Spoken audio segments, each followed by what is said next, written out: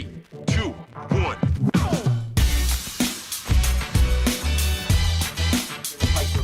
For that. And then if the only thing we're bringing in is a right wing back, and we're watching Chelsea buying who they're buying, United are miles ahead of us, Newcastle strengthening. Listen, it'll be a matter of time before we're slipping down that table. Mark my words. Listen, I got to sit there and laugh at Liverpool and Chelsea at 9th and 10th today with my brother, but Tottenham need to pull their finger out quickly, or else you'll be joining them. I agree. If it's not this season, next season we're going to slip down because there's no way. Forget what I think of Conte. Forget what we think about his football. There's not a chance this man signs a contract when he sees how we are acting in these transfer windows. Right. And if he does, he is part of the problem. Do you know what I mean? If he signs up to this, he's part of the problem. So I fear for the direction of the club. We are being held together by Harry Kane. We have been held together by Harry Kane for many years.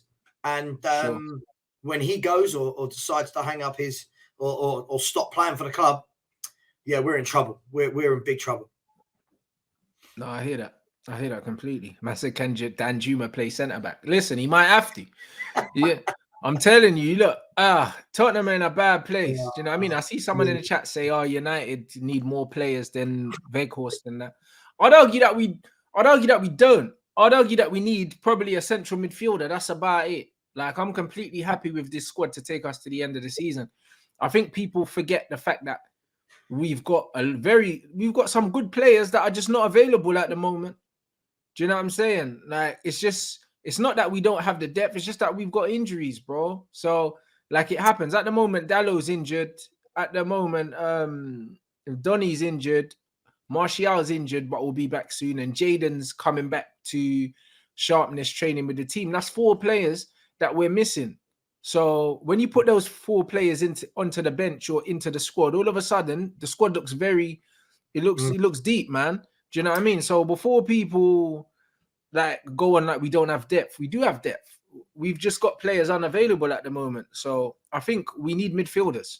That's what we need. Everywhere else, I'm very, very happy with. Do you know what I mean? Someone saying Eriksen's out. Cool. If Eriksen's out, then we need to bring in one player. That's it in midfield. And even then, I'm happy just bringing in a stopgap till the summer. Like, I don't see the point in panicking and going and spending a stupid amount of money on a midfielder that doesn't get into our best midfield, come the summer. It makes no sense. It makes no sense because this is what football fans do. Football fans don't understand that football is a business. And then on top of that, you have to build with intent. You can't just be like, oh, shit, we've got one player out injured. Let's just go and bring someone else in. Like, not a lot of players in world football are happy to come in, take a little, not a lot of money and sit on the bench and not play. Like, and have quality to add to the team. You're better off putting a kid in there. But do you know what? What I think you've got more importantly than anything is you're one of the most, and this, I would never thought I'd be saying this up to a year ago. You've got that consistency and you've got that sustainability.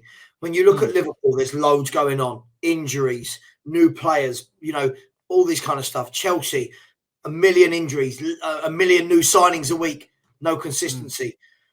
Look at yourselves. Look at Newcastle. It's solid. It's like, you know what your team's going to be week in, week out, barring an injury or two. It's nice. It's comfortable. It's consistent. And I think that will see you through rather than these teams that are having to play catch up, and that's what I said to someone the other day. For me, I don't think all this buying at Chelsea isn't about this season. It's not about this season. It's not about this season. This is about next season when they're lining up with Enzo Fernandez in the midfield, with Nkunku up top, with Mudryk and João Felix and Reece James at right wing back. And if João Felix decides to extend, and they have all of those players in the team, all of a sudden you're looking at Man City 2.0. You're looking at a very good team. That's why I think they'll recognise that this year it's probably not gone the way they want. It's a write-off. It's a write-off, if we're being honest. Yeah, but the difference is they don't need Champions League football because of the wealth of the owners. So Champions League football for them this year isn't the be-all and end-all. So if they go out in the summer and go, oh, we've got no Champions League football, but we still want to attract Vardial.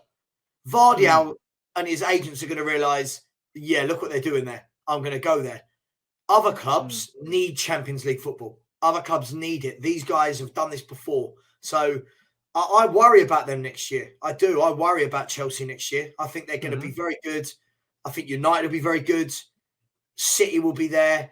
And I think it will be, I reckon Arsenal will drop away next year. There you go. Oh, they will. They will, because they don't have the money to compete with the big boys. Do you know what I'm saying? They don't. And also, they got a thin-ass squad. Like, let's not pretend, innit? That's why I still think that they're going to bottle this league, because the squad is thin, bro. Do you know what I mean? And we saw it against Man City in the Cup. They changed a few players and they lost. And that's the thing. Arsenal can't afford to not play their full strength 11 every game. Because if they make 1 or 2 changes, they're losing, bro. Like, that's what it is. So, like, bro, like, you're right. Do you know what I mean? You're 100% right. Listen, I've said Man City from the beginning of the season. I think if it was anyone else chasing a team down with an 8-point gap, Jesus. If it was anyone else chasing an 8-point gap, I'd write it off. But City just look like, the worry, you know, when people gloat that City aren't playing well and they've not done this, I don't see that as anything to gloat about. That worries me as a fan, because you know that they can go, right, let's win the next 10. Boom. And they do it. And I think the 2 games against Arsenal in the league are going to be huge. I think if Arsenal can win one of them and not mess up too badly elsewhere, they'll be all right with the title. If City win both of those, Arsenal are going to drop points somewhere else. And I don't think City will drop as many as Arsenal in the second half of the season. So I'm still going City. People will call me crazy. I'm still going City. Yeah, me too. Me too, mate. Me too. But look, what he's done a really good job this year. I can't knock that, even as a Spurs fan. I just look and I see too many teams strengthening, and next year is where it's at. I think next year is going to be a really exciting title race. I truly believe that. You're spot on. And listen, like, as much as this mad Chelsea spending is a bit like, it's good for the league, bro. Like, I know when people say, ruining football and that. I just don't agree, bro. I think it's great for the league. I want to see all these players get together in one team and fail, because that's what's going to happen. You know, like that. So I'll be real. Like, I can't wait, because you do not give all of those players to Graham Potter. That doesn't make no sense. Like, do you know what I mean? Like, it's not going to work. You know, like that. Graham Potter's getting sacked this season because you cannot give Graham Potter that.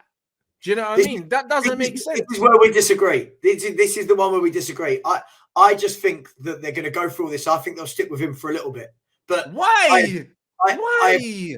I just do. I just think they will, because I think otherwise it's kind of an admission that their build is not going to work. I don't think they're in as big a crisis as people think. I think in the short term, a run of bad games, right? But if you were a Chelsea fan looking at what's going on right now, and I don't know if you've got any Chelsea fans in the chat, I think it looks, listen, I would love Spurs to be in Chelsea. This is it. This is the team you give to Carlo.